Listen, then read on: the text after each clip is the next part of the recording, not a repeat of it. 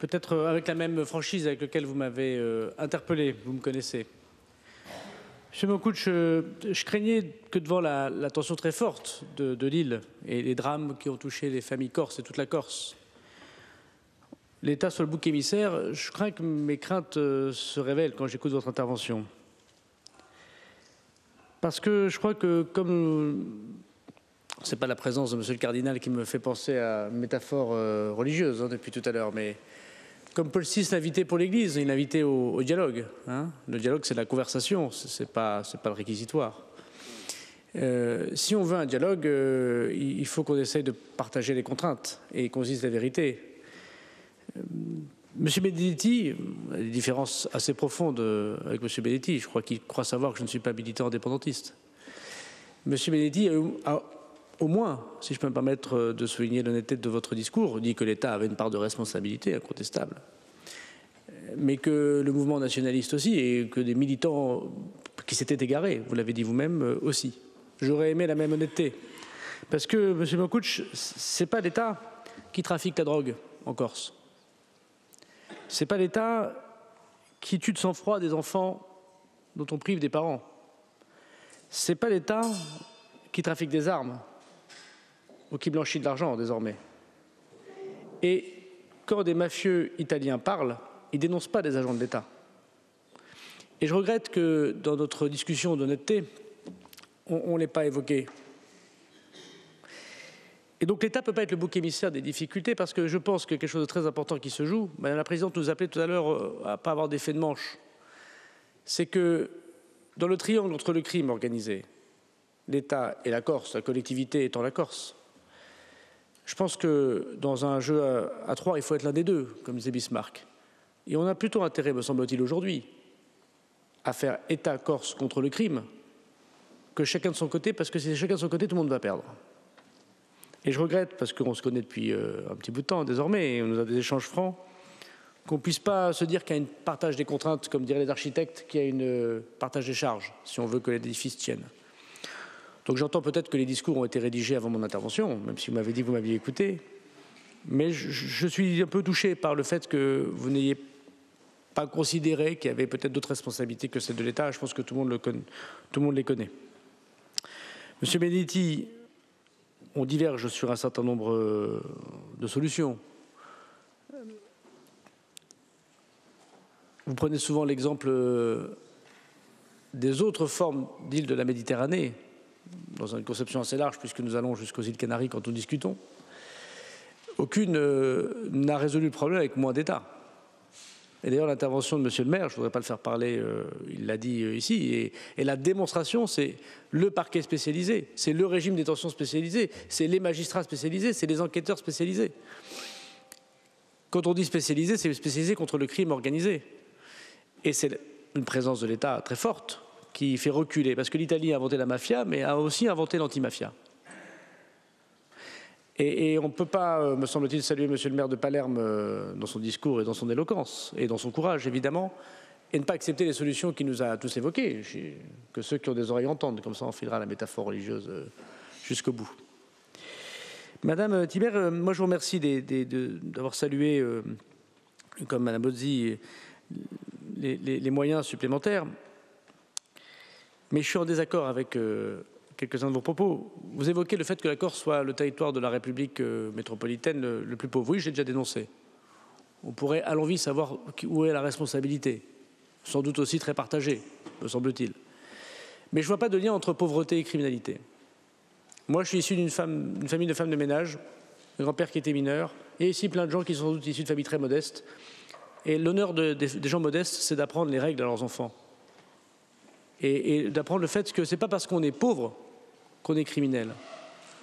Au contraire, l'honneur des gens modestes, c'est justement de respecter les règles et de faire confiance au mérite, à l'effort et au travail, comme nous a invité peut-être tout à l'heure avec salubrité et calme le fait de ne pas accumuler par principe. Mais je pense que c'est une forme d'insulte à tous ceux qui, aujourd'hui, partout en Corse et ailleurs en France, malgré les difficultés, élèvent leurs enfants dans le respect des règles, le respect des professeurs, le respect des policiers, le respect des élus, le respect des médecins, le respect de la règle. Et moi, je refuse le lien d'égalité, mais c'est une différence politique très importante et qui distingue la droite de la gauche depuis très longtemps d'ailleurs. Je refuse l'idée qu'il y aura un déterminisme social qui nous poussera à la criminalité parce que pauvres. Je ne crois pas que ce soit une explication. En revanche, que vous évoquiez des problèmes de logement, d'économie, devenir de la jeunesse en Corse, on partage, on l'a déjà dit plusieurs reprises. Je n'exclus pas ce problème. Je dis qu'il n'est pas un lien de cause à effet. C'est aussi absurde que de mettre un trait d'égalité totale entre immigration et délinquance. Qu'il y ait des gens immigrés qui soient délinquants, c'est un fait. Qu'il y ait des gens pauvres qui soient délinquants, c'est un fait. Mais tous les gens pauvres ne sont pas délinquants, tous les immigrés ne sont pas délinquants. Et c'est pas parce qu'on est riche qu'on est moins délinquant que les autres. Il me semble d'ailleurs, M. Benetti faisait référence à des fiches. Moi, j'en ai plus des fiches. Vous en avez peut-être encore. C'est intéressant. Mais de mémoire de ministre de l'Intérieur, les fiches qui m'étaient données, ce n'étaient pas les plus pauvres des citoyens corses qui étaient arrêtés parce qu'ils avaient commis des homicides ou parce qu'ils trafiquaient de la drogue. C'était plutôt des gens qui n'avaient pas le patrimoine que j'avais et que nous avons sans doute collectivement. Je dis que j'avais parce que moi, malheureusement, si j'ose dire, la transparence pousse à savoir jusqu'à quel modèle de voiture j'achète et quel appartement je loue. Et donc je pense que, et vous aussi Madame la Présidente, donc je pense que la criminalité en Corse, elle n'est pas faite des pauvres ou des gens modestes. Au contraire, elle est faite par le capitalisme sans règles. C'est quoi la criminalité organisée? C'est le capitalisme sans les règles. C'est ce qu'il y a de pire. On peut poser des questions sur l'efficacité du capitalisme. Mais en tout cas, le capitalisme sans les règles, c'est sûr que c'est ce qu'il y a de pire. Vous évoquez les moyens de police et gendarmerie, vous avez parfaitement raison. Quand j'étais ministre de l'Intérieur, on a augmenté d'une centaine, tout confondu, gendarmes et police. On a créé des brigades, on a renforcé les commissariats d'Ajaccio et de Bastia, de policiers, notamment d'enquêteurs, ce qui est sans doute le plus important. Encore s'il y a une difficulté, elle est connue, notamment dans l'affectation des policiers et des gendarmes, plus les policiers que les gendarmes, parce que les gendarmes sont des militaires, c'est ce qu'on appelle la fidélisation sur le territoire, et notamment des enquêteurs spécialisés qui doivent être fidélisés pour plein de raisons, qui sont propres au ministère de l'Intérieur, qui sont propres aussi à la cherté de la vie parfois, et que vous subissez, comme subissent les agents publics qu'on envoie ici. Une partie de ces agents repartent. Mais là où les magistrats ont besoin d'enquêteurs spécialisés, pas que de policiers et de gendarmes, des services de Bercy aussi. On oublie trop souvent l'importance de la direction départementale des finances publiques, la police fiscale, les douanes, Tracfin, parce que le sujet, c'est pas tellement le produit que le produit du produit. Vous avez raison qu'on doit continuer à augmenter les moyens. Le ministre de l'Intérieur s'est exprimé ce matin, encore ce matin, comme j'ai pu le faire, et je sais que je peux compter sur le préfet pour continuer à défendre la Corse, les services publics en Corse. C'est aussi vrai des agents de la préfecture qui doivent faire le contrôle de légalité. Parce qu'on sait tous qu'une partie de la mafia organisée, ça a été dit par monsieur le maire, rentre par des marchés publics, rentre par des permis de construire. Et il ne faut pas simplement des enquêteurs, il faut aussi des agents de l'État capables d'avoir ce contrôle de légalité. On en parlait lors du processus de Beauvau, du contrôle de légalité. C'est très important qu'il reste dans les mains de l'État pour que justement il puisse éviter cette difficulté de corruption qui n'est pas qu'une question d'enquête, qui est une question d'agents publics. Et de certains points de vue, vous avez parfaitement raison de me poser des questions sur les moyens, donc je voudrais ici les détailler pour vous répondre totalement. Ça me permettra de répondre également au dernier inscrit. Il y aura un parquet national criminalité organisée, qu'on appelle donc le PNACO, sur le modèle du PNAT terrorisme national. Ce pouvoir de ce procureur national, comme en Italie, puisqu'il y a un procureur anti-mafia en Italie, il va à la fois incarner la lutte contre la criminalité organisée, parce qu'on a besoin d'une voix, comme le procureur antiterroriste a une voix pour parler de ce sujet qui touche toute la France. Il va pouvoir faire, et c'est très important, de la coopération internationale, parce qu'une partie des voyous que nous poursuivons, ils ne sont parfois plus en Corse, ils ne sont parfois plus en France. Ils sont parfois aux Émirats Arabes Unis, en Thaïlande, en Amérique du Sud. Et il faut de la coopération judiciaire, très important internationalement. Il faut donc un homme capable, ou une femme, capable de négocier avec tout le monde. Et il faut qu'il ait un pouvoir d'évocation. Ça veut dire quoi? C'est-à-dire que le parquet national anti-criminalité organisée, quand il y aura malheureusement un nouvel homicide en Corse, ou une très grosse affaire de blanchiment d'argent, il pourra dire « ça je prends ». Comme le parquet national antiterroriste aujourd'hui, quand il y a une affaire, vous avez vu Mulhouse, il dit « ça je prends ». Donc les affaires les plus importantes seront traitées par ce parquet national, qui aura une soixantaine de magistrats, et qui va grandir au fur et à mesure, s'imagine, de sa place. En dessous de ce parquet national, il y a la GIRS, notamment la GIRS de Marseille. Alors j'entends qu'elle est désormais défendue. J'ai cru comprendre dans les minutes de vos discussions qu'elle avait été parfois très attaquée. Bon, je constate aujourd'hui qu'on dit qu'il ne faut pas toucher à la GIRS. C'est une bonne chose. La GIRS de Marseille, elle va s'occuper des dossiers que ne prendra pas le PNACO. Et donc on peut penser des homicides, des tentatives d'homicide, des grands sujets de blanchiment qui n'auront pas été considérés comme étant haut du spectre. Le problème de la GIRS de Marseille, malgré toute leur qualité, c'est qu'il y a déjà beaucoup de travail à faire à Marseille. Et c'est une GIRS qui va, grosso modo, de Nice jusqu'à l'Espagne. On peut comprendre que les magistrats marseillais, même s'ils regardent évidemment des dossiers corses, se concentrent d'abord sur des questions qui touchent la pègre à Marseille, qui est très importante, comme vous le savez. Et donc, troisièmement, en infra-GIRS, en dessous de cette GIRS, ce pôle spécialisé que je vous propose de mettre à Bastia, mais ça ne veut pas dire qu'on retire des moyens à Ajaccio, j'en parlerai, puisque dans les 17 magistrats que j'ai annoncés, on ne compte pas ce pôle spécialisé qui aura des moyens supplémentaires. Et c'est pour ça que je vous ai dit qu'aujourd'hui, il y a un procureur qui est auprès de moi avec une mission de préfiguration doit me rendre un rapport dans 3 semaines, puis dans 3 mois sur cette nouvelle organisation. Je vais lui demander, je vais mettre dans sa lettre de mission le fait qu'il doit venir en Corse et qu'il doit imaginer avec les magistrats qui m'en ont fait la proposition, notamment Madame la Première Présidente et Monsieur le Procureur Général, d'un pôle spécialisé à Bastia avec des magistrats en plus des 17 que j'ai évoqués, du parquet et du siège. Parce que ce qui compte, c'est des procureurs et des juges spécialisés, pas simplement des procureurs. Donc, pour répondre à votre question, cette organisation nouvelle, totalement nouvelle, comme le terrorisme a montré son efficacité, mais comme également la délinquance financière, quand on a créé le parquet national financier, va permettre de pouvoir se spécialiser sur l'ensemble des enjeux, parce que désormais, les personnes qui sont dans la voyoucratie que nous évoquons, ils ont des surfaces financières énormes. Ils ont des moyens pour cacher ce qu'ils font énormes. Ils ont accès, j'ai dit recherche et développement, à désormais la téléphonie satellitaire. Et il faut que, parfois la crypto-monnaie, ça peut arriver aussi, et demain ce sera de plus en plus le cas.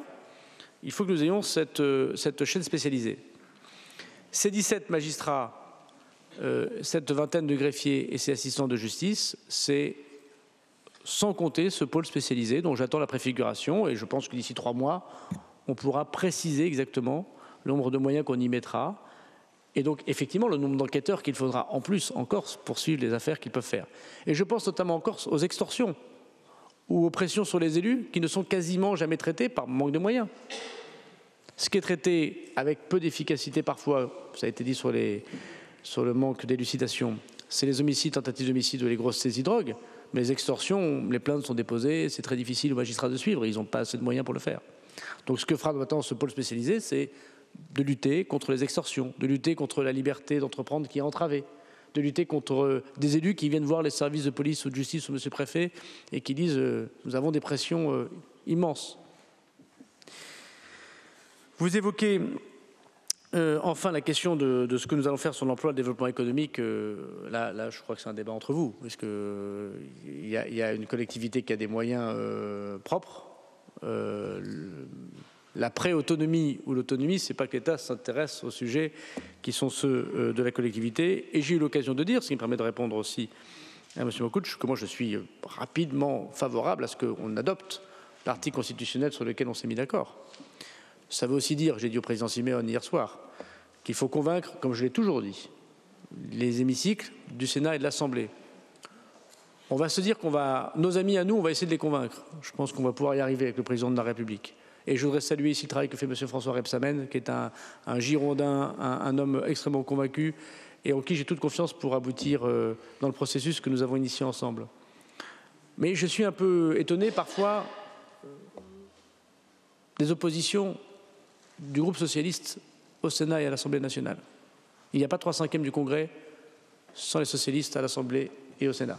Donc si vous avez des amis socialistes, n'hésitez pas à leur parler. C'est pas moi qu'il faut convaincre sur l'autonomie, je crois. J'ai dit si vous avez, évidemment. Je terminerai par Madame Bozzi. Bon, merci également d'avoir salué les moyens supplémentaires et les propos. Vous dites prétendu omerta, Mme Bozzi. Il n'y aurait donc que vous en Corse qui considérez qu'il n'y ait pas d'omerta. Bon, ce n'est pas raisonnable. Évidemment que c'est une des réponses. Ça a été dit, il y a 3 fois plus d'homicides en Corse qu'ailleurs. Et il y a 3 fois moins d'élucidation, grosso modo, qu'ailleurs. Bon, c'est un problème national, l'élucidation, mais c'est vrai qu'en Corse, c'est particulier.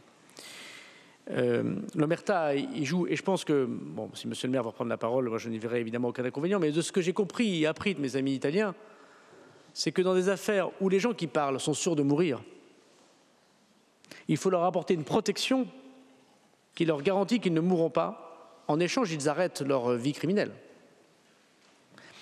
Et ce repenti, pour ne pas faire comme dans la chanson de Renan Luce ou comme dans les films des années 70-80, où les gens ouvriraient une pizzeria au fin fond du quartier de Little Italy aux États-Unis, ce système de repenti est extrêmement complexe. L'idée, c'est de dire, si vous parlez, vous nous dénoncez l'organisation criminelle. Mais la question se pose de ce que nous acceptons moralement. Si quelqu'un venait voir les magistrats à l'époque et avait dit je sais qui a la plus grande organisation de l'époque qui s'appelait la Fresh Connection, et c'est moi qui ai tué le juge Michel, et vous mettez fin à ma peine possible, en échange je vous donne l'organisation. Que fait l'État? On accepte que le juge Michel n'est pas quelqu'un qui soit condamné en échange de l'organisation criminelle qu'il nous donne. Il faut qu'on mette des barrières morales aussi. Et en même temps, ce n'est pas les enfants de cœur qui vont venir nous parler, parce que si les enfants de cœur viennent nous parler, encore une fois, pardon à monsieur le représentant du cardinal, mais les enfants de cœur, ils ont rarement quelque chose d'intéressant à nous raconter sur le crime organisé. Et ce système de repenti, il a démontré qu'on a mis fin en Italie, il y a toujours des problèmes en Italie évidemment, mais à des dizaines et des dizaines de morts de magistrats, d'avocats, de policiers, de préfets. Et en échange, c'était quoi? Et ça, je voudrais vous le dire pour ceux qui parlent du système carcéral, et je vais dire un petit mot sur les prisons à la fin. C'est en échange d'un régime de détention qui est plus léger que les autres. En Italie, on dit aux repentis, ils vont 15 ou 20 ans en prison, hein, mais on dit aux repentis, vous irez dans la prison, entre guillemets, classique. Vous verrez vos familles, vous pourrez téléphoner, vous ferez vos cours de promenade, vous pourrez travailler, vous pourrez reprendre des études, vous pourrez vous former, vous aurez peut-être des remises de peine. C'est très difficile, la prison. Mais il y a un espoir. Par contre, ceux qui ne parlent pas, qui sont dans le régime de détention qu'on appelle 41 bis, il y a 23 quartiers d'isolement comme ça en Italie, qui ne peuvent pas parler, sont dans des cours de promenade 3 fois plus petites que le seuil de cet hémicycle, ont un hygiaphone, sont en visio toute la journée, c'est-à-dire ne peuvent pas sortir, y compris dans les phases de jugement, ont des fouilles systématiques jusqu'à 10 fois par jour. Et en Italie, entre la porte du mafieux et la porte de sortie, il n'y a pas de mirador, il n'y a pas de barbelé, hein. Il y a 18 pas. Je les ai comptés. Il n'y a pas loin entre la liberté et la réclusion criminelle dans un endroit extrêmement difficile. Et le régime de repenti, c'est si vous êtes attrapé et que vous ne parlez pas, vous irez dans ce milieu carcéral-là, qui n'existe pas en France et que j'ai proposé à l'Assemblée nationale. Si vous parlez, vous irez en prison, parce qu'on doit condamner les gens qui ont fait des crimes de sang, mais vous n'irez pas dans ce régime de détention. Et ça, c'est l'alternative pour quelqu'un qui dit « si je parle, je vais mourir ». Donc, on ne peut pas ne pas voir qu'il y a des gens qui... Ce n'est pas la société corse que j'accuse, mais qu'il y a des gens qui ne parlent pas parce qu'ils savent que l'État ne pourra pas les protéger de ces mafieux. Voilà pourquoi ils ne parlent pas. Ils ne parlent pas parce qu'ils ne pourront pas être protégés dans leurs paroles. Et ce sera une des réponses à l'élucidation. Ce ne sera pas la seule réponse à l'élucidation. La deuxième des choses, c'est que vous avez parfaitement raison sur les preuves technologiques, et notamment les caméras de vidéoprotection. D'abord, ce n'est pas vous que je vais apprendre la Corse, c'est d'abord une ruralité, la Corse. C'est plus difficile de mettre des caméras en ruralité que dans les grandes villes. Donc ça pose des tas de difficultés qui consistent à dire comment on équipe de moyens technologiques l'intégralité des montagnes corses. Avouez que ce n'est pas extrêmement simple. Les moyens technologiques de demain nous y aideront sans doute, mais aujourd'hui c'est difficile. Oui, il faut augmenter le nombre de caméras de vidéoprotection, et on constate tous ensemble que voilà, l'essentiel des assassinats de ces 20 dernières années ne se sont pas passés au centre-ville d'Ajaccio ou de Bastia. Ils se sont passés un peu à l'extérieur, c'est vrai. Donc il y a sans doute la question des caméras. Il y a plein de raisons, plein de façons de le faire. Donc l'État aide évidemment à l'installation de ces caméras. J'oserais rappeler que c'est une compétence des collectivités locales. Mais je le dis à la collectivité, comme je le dis bien sûr aux syndicats qui pourraient se naître. En France, on a, grâce à la loi sécurité globale, permis aux communes les plus rurales de déléguer la vidéosurveillance à une collectivité plus grande qu'elle. Si la collectivité veut prendre cette compétence et ainsi avoir, monsieur le préfet, je sors de mes responsabilités de ministre de la Justice, avoir un financement particulier, je suis sûr que le ministre de l'Intérieur vous accompagnera. Il faut résoudre ce problème de ruralité et donc de surveillance. Il y a un sujet de police technique et scientifique. c'est incontestable, parce que la plupart des éléments de balistique ou de technologie ou d'ADN, aujourd'hui, sont envoyés ailleurs, notamment sur le continent. C'est un travail sur lequel on avait commencé à réfléchir à Beauvau. Je suis sûr que le ministre de l'Intérieur y continue, mais avoir un laboratoire ici, évidemment, c'est très important. Puis un problème d'habilitation, on se dit aussi comme je le pense. Personne n'imaginerait qu'on lutterait contre le terrorisme avec des agents qui ne seraient pas habilités, au sens où qu'on regarde leur vulnérabilité. Dans le narcobanditisme, qui tue plus que le terrorisme en France, et singulièrement évidemment en Corse, les agents qui s'occupent de surfaces financières absolument immenses, avec des enjeux extrêmement violents, ne sont pas habilités. On ne sait pas si l'agent de prison qui surveillait M. Amra était surendetté. Quand vous êtes surendetté, mesdames, messieurs, et qu'on vous propose 15 000, 20 000, 30 000, 40 000 euros pour apporter un téléphone portable, qu'est-ce que vous feriez? La tentation est grande. Avec qui vous êtes marié? Avec qui vous fréquentez? Si votre cousin, si votre frère, si votre sœur est dans un réseau et que vous êtes le greffier, le policier, l'agent public qui a le dossier, le secret c'est important, mais enfin la chair est faible. C'est pour empêcher la faiblesse de la chair que dans la lutte contre le terrorisme ou contre les ingérences étrangères, on fait des habilitations. On prend les agents publics, magistrats, policiers, greffiers, agents de préfecture, membres de cabinet ministériel, ministres, on leur fait passer l'habilitation. C'est quoi nos vulnérabilités? Et est-ce qu'on les dit à l'agent qui nous donne l'habilitation? Et si on ment, on ne peut pas être au lien de ces affaires. C'est ce qui fait, par exemple, que parmi les agents très importants de nos armées ou de la DGSI, on ne peut pas mettre des gens qui sont mariés avec des citoyens chinois, pas parce qu'on n'aime pas les Chinois, mais parce qu'il y a une loi pénale en Chine qui oblige tout citoyen chinois à donner, sous peine de condamnation pénale, des informations qui relèvent des intérêts fondamentaux de la Chine. C'est pour protéger les gens qui sont en lien, et c'est leur droit le plus strict, avec les Chinois. Mais l'État a raison de prendre un certain nombre de dispositions pour éviter ces vulnérabilités. Dans le narcobanditisme, il n'y a pas ce travail au ministère de la Justice. Et donc ce que nous allons faire, c'est qu'en Corse et ailleurs, ce n'est pas une mesure propre à la Corse, ce sera pour tout le territoire national, on va habiliter les agents qui travaillent sur ces dossiers pour la bonne et simple raison, mais si, il y aura des Corses, il y a des grands fonctionnaires corses, M. Benetti, vous le savez bien. N'est-ce pas, M. le Préfet? On va habiliter ces agents pour que, non seulement il y a la question du silence, mais aussi la question de celui qui parle trop. Et il faut le protéger parfois. Vous savez bien qu'une bonne partie des enquêtes, moi quand j'ai été ministre de l'Intérieur, c'est aussi des fuites qui ont permis à des gens de fuir. Et ça embête beaucoup, évidemment, les services de police et les magistrats. Voilà ce que je voulais dire en quelques mots, Madame la Présidente. Je pense que ce débat a été utile. Je suis prêt, puisque je reviendrai au mois d'avril, je viendrai visiter les juridictions à Bastia comme à Ajaccio pour remercier les magistrats très courageux, dont je voudrais dire ici que peu nombreux, ils sont cependant aussi très menacés. Et je voudrais avoir un mot pour eux, puisque ce n'est pas évident, ils sont en Corse, ils vivent avec leur famille en Corse, et ils font ce travail que vous leur demandez, et vous avez raison de le demander. Je viendrai visiter les juridictions au mois de 20 avril. Je suis prêt, si vous le souhaitez, à faire un premier point d'étape, notamment sur la mission de préfiguration que j'aurais demandé, avec les présidents de groupes politiques ou à qui vous voulez, lors de nos discussions. Comme je l'ai toujours fait, j'essaye d'allier mes paroles à mes actes. Je sais que les Corses sont des femmes et des hommes de parole. C'est, je crois, mon cas également, et je crois que le passé a montré ce que je pouvais dire. Merci à vous.